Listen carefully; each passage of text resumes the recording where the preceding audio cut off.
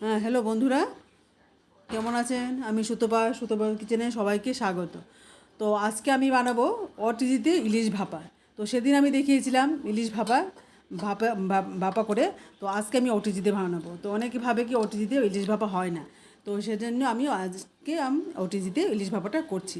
তো ইলিশ ভাপার জন্য আমি ওটিজিতে 200 ডিগ্রি সেন্টিগ্রেড সেলসিয়াসে রেখেছিলাম, আর টাইমারটা দিয়েছিলাম 20 মিনিটস। তারপরে সেটা 200 ডিগ্রি টেম্পারেচার দিয়েছিলাম, আর টোস্ট দিয়েছি, আর কনভেনশনে দিয়ে তারপর আমি টাইমারটা দিয়েছিলাম 20 মিনিটস। তারপরে 20 মিনিটস পরে আমার ইলিশ ভাপাটা হয়ে গেছে। হ্যাঁ, আর এর আগে তো 10 মিনিট আমি প্রিহিট করেছি, এটা তো বলেছি প্রিহিট করেছি।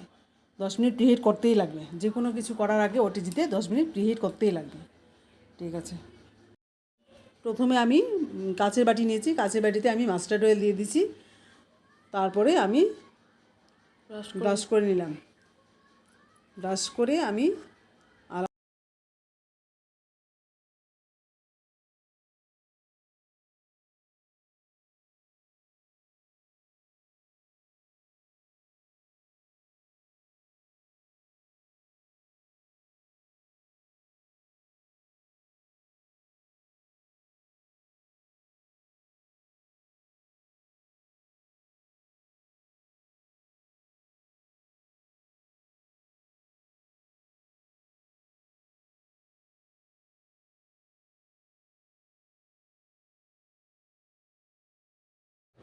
এখন লাস্টে আমি মাস্টার্ড অয়েল দিয়েছি উপর থেকে, দিয়ে এখন আমি যে কাচের যে পাত্রটা নিয়েছিলাম, পাত্রটাতে এখন ঢেলে দিব। আগেই থেকে তেল ব্রাশ করে রেখেছিলাম, ওইটাতে আমি ঢেলে দিব।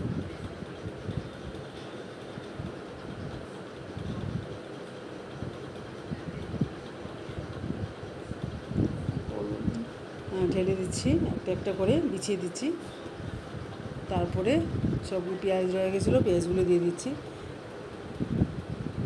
মানে মোটামুটি সাজিয়ে নিচ্ছি আর কি, সাজিয়ে নিয়ে তারপরে বসাবো।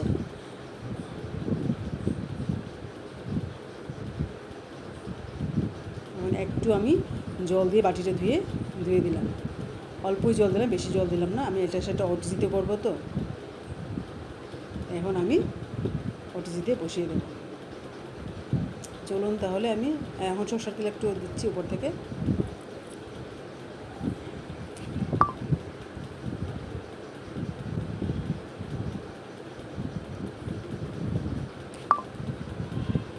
এটা কেটে দেবো, হয়ে গেছে, দেখান। এখন আমি ওটিজিতে বসিয়ে দিচ্ছি।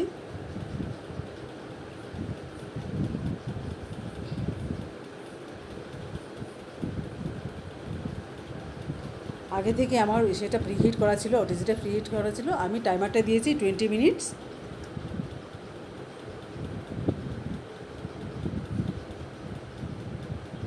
আর 200 ডিগ্রি সেন্টিগ্রেড। দেখুন বন্ধুরা, এই হলো আমার ওটিজিতে ইলিশ ভাপা, তার ফাইনাল লুক। তো ওইভাবে আপনারা ওটিজিতে রান্না করতে পারেন, same test, same process, same ইসে।